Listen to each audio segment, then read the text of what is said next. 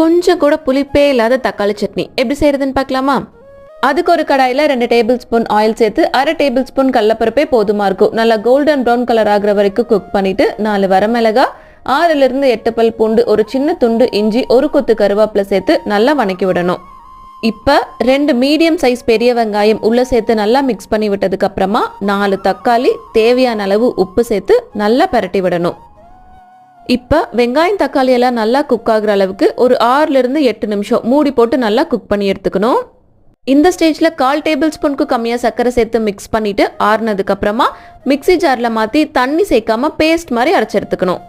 இப்போ தாளிப்புக்கு 2 table spoon எண்ணெய், கொஞ்சமாக கடுகு, உளுத்தம்பருப்பு நல்லா கோல்டன் ப்ரௌன் கலர் ஆனதுக்கு அப்புறமா ஒரு கொத்து கருவேப்பிலை, ஒரு வரமிளகா, கொஞ்சமாக பெருங்காயத்தூள் சேர்த்து ஒரு தடவை நல்லா மிக்ஸ் பண்ணி விட்டுக்கணும். இப்போ ஆல்ரெடி அரைச்சி வச்ச தக்காளியை உள்ள சேர்த்து மிக்ஸ் பண்ணி கடைசியாக கொஞ்சம் நல்லெண்ணெய் சேர்த்து சர்வ் பண்ணால் சூப்பரான தக்காளி சட்னி ரெடி.